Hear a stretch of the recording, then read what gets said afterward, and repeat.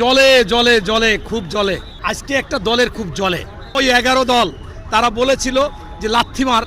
family কার্ডে নাহিদ ইসলাম বলেছিল এটা প্রতারণা ব্যঙ্গ করে বিভিন্ন কথা বলেছে তার হাওয়া ভবনের কথা বলেছে তার খাম্বার কথা বলেছে তার মা মরে গেল আসবে না ওই দেশের নেশা ওই দেশে সে জুয়া খেলে এটা করে ওইটা করে কত নিন্দা করেছে কত হিংসাত্মক কথা বলেছে নেত্রী একজনে বলেছিল যে এই তারেক তো সাহস থাকলে বাংলাদেশে আয় সেই আল্লাহর সাথে যে শিরক করলে এটা ক্ষমা নাই আর হিংসা এই দুইটা জামাতের মধ্যে আছে আমি বলবো যে বিরাট করে সরোয়ার দিতে আজকে একটা তওবা সমাবেশ করেন মানুষের সাথে প্রতারণা করেছেন এবং আল্লাহর সাথে শিরক করেছেন এবং হিংসাত্মক কাজ করেছেন যা আল্লাহ তাআলা ক্ষমা করতে চান এই ফ্যামিলি কার্ড বিতরণে উদ্বোধনী অনুষ্ঠানে বলতে ইচ্ছা করতেছে ওই যে ওবায়দুল কাদের বলেছিল যদিও সেইটার যুক্তি ছিল না যে জলে জলে জলে খুব জলে আমাদের উদ্দেশ্য করে কিন্তু আজকে সত্যিকার অর্থেই আজকে একটা দলের খুব জলে কারণ ওই দল বা ওই 11 দল তারা বলেছিল যে লাথিমার ফ্যামিলি কার্ডে তোর ফ্যামিলি কার্ডে লাথি মারি নাহিদ ইসলাম বলেছিল এটা প্রতারণা এটা ধোঁকাবাজি এটা মিথ্যাচার গুজব কিন্তু সেইটা আজকে বাস্তবায়ন হয়েছে শুধু সেইটা না আপনারা দেখেছেন কৃষি লোন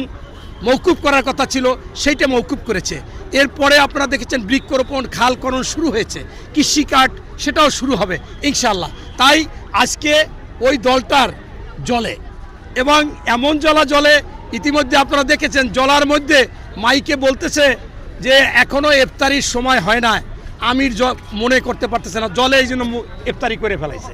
আবার লোকজন যখন ওনাকে হ্যান্ডশেক করতে যায় ওনার এত জলে যে হ্যান্ডশেক হাত থেকে করতে হবে না করে হাত ঘুরাই নিয়ে দুই হাত এরকম করে কেমন যেন একটা অন্য ধর্মের অবলম্বীদের মতো সালাম দিচ্ছে এটাও মানে জলে জামাতে ইসলামী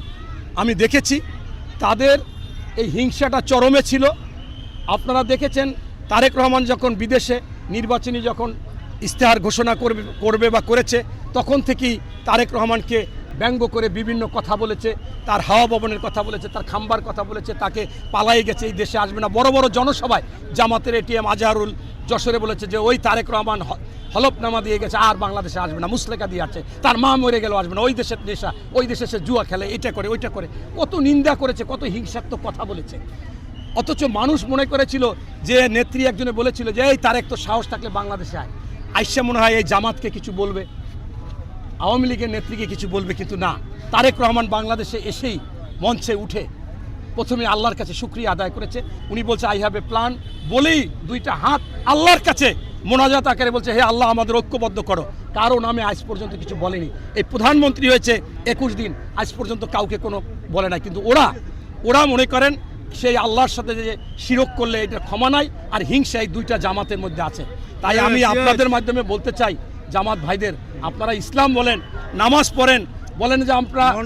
কোরআন ঠিক করেন আপনাদের দিল ঠিক নাই তাই আপনারা একটা বড় করে বাংলাদেশের মানুষ এখন অনাস্থায় এসে গেছে রাজনৈতিক দল আপনাদের আর বিশ্বাস করতে পারতেছে না চরমনাইদের নিয়ে আমেরিকার সাথে মিলেই বলছেন আমরা ওয়েস্টার্ন কান্ট্রি চালাবো ওদের রাখা যাবে না তাহলে আমরা ক্ষমতায় আসতে পারবো না আমার তো মনে হয় আর ভারত যদি বলতো যে আপনারা এই সরোয়ারদিতে একটা মন্দির করে প্রতিদিন সকাল বিকাল আপনাদের জামাতের কেন্দ্রীয় সুরা সদস্য আমির টামির পূজা করতে হবে তাইলে আমরা ক্ষমতায় আনবো বলবে যে তাইলে সেটা আমরা করব আমার কাছে মনে হয়েছে তাই আজকে আমি বলবো যে বিরাট করে সরোয়ারদিতে আজকে একটা তওবা সমাবেশ করেন এই তওবা সমাবেশ কেন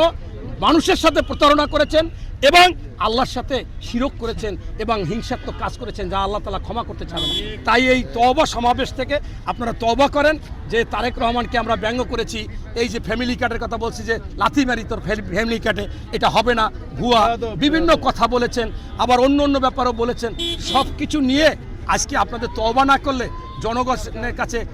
আস্থা বা বিশ্বাস হবে না আপনারা যে আমাদের সাথে কাজ করবেন সেটাও মনে হয় হবে না